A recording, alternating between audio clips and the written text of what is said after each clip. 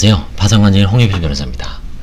예, 오늘은 이수 변호사님이 개인 파산관제 절차의 이론과 실무, 관제인 업무 중 보험계약에 기한 해지 환급금 환가하고 퇴직금 두 가지를 한번 같이 살펴보기로 하겠습니다.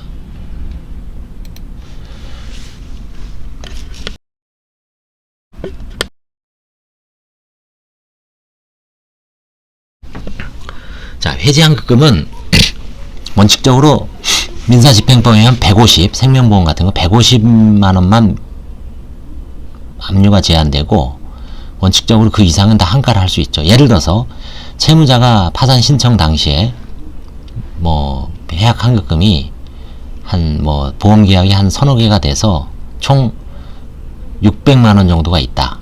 600만원 정도가 있다. 그럼 150 빼고 450까지는 환수할 수 있죠. 환가할 수 있죠.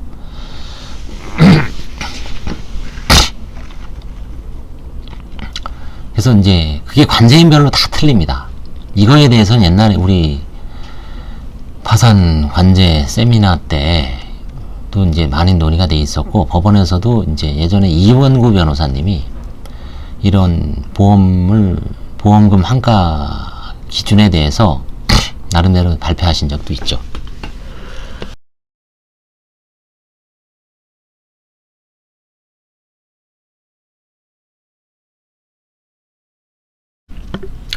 그래서 이제 보험은 관제인마다 기준이 다 틀립니다. 어떤 사람은 150 빼고 300 정도는 돼야지 환가를 한다는 분이 있고, 어떤 분은 150 빼고 최소한 500은 돼야 된다.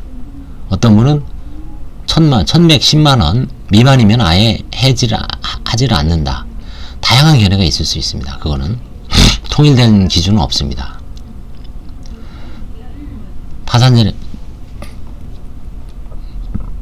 그 다음에 이제 여기서 보험 해지금 환급가와 관련해서 이 변호사님이 여기 쓰지는 않았지만 최근에 그 변경이 많습니다. 변경도 하나의 큰 트렌드 같아요. 근데 변경할 필요가 없습니다.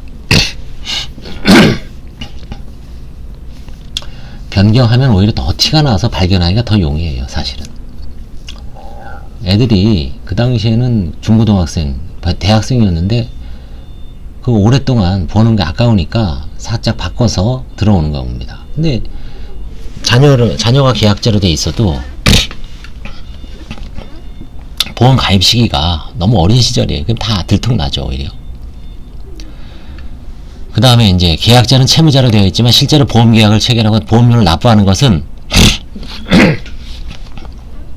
채무자가 아니라 뭐 내 부인이라든지 아들이라든지 딸인지. 원칙적으로 예금 같은 경우는 명의자설이죠. 이게 대부분 전원합의체 판결입니다. 출연자설이 아니죠. 예외적으로만 이제 인정되죠. 근데 이제 보험은 과연 어떻게 될 것인가? 대부분 판례는 없고, 하급심에서도 계약자 거다, 실제 납입한 자 거다, 여러 가지가 있지만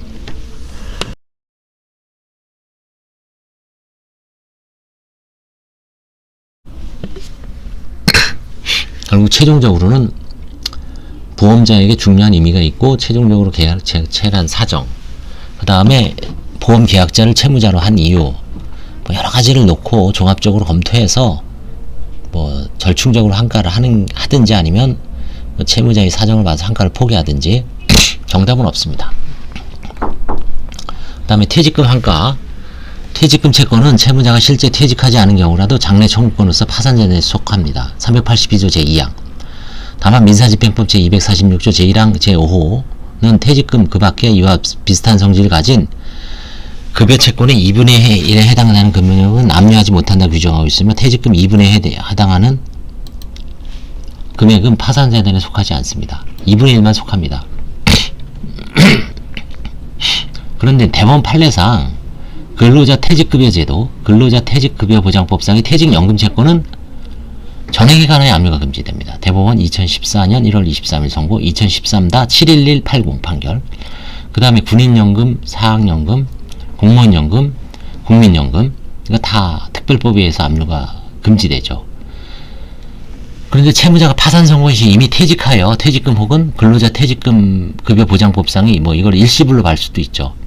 퇴직연금 채권 등을 수령해서 통장에 갖고 있는 한, 이거는 이제 퇴직금으로서의 효력을 상실해서 성질을 잃어서 이제 예금이 되는 거죠. 그래서 압류금 185만 원의 제한을 받을 뿐이지 나머지는 이제 한가 대상입니다.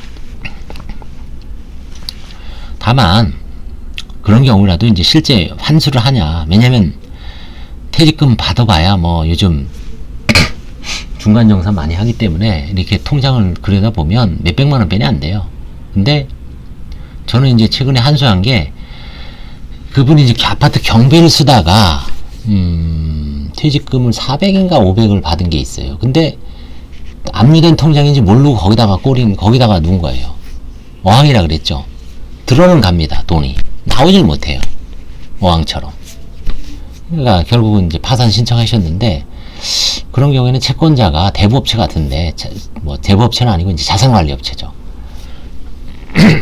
자산관리업체로서 그 뭐랄까 그 이의 제기할 가능성이 있어서 그거는 이제 뭐 소액이지만 환가를 해서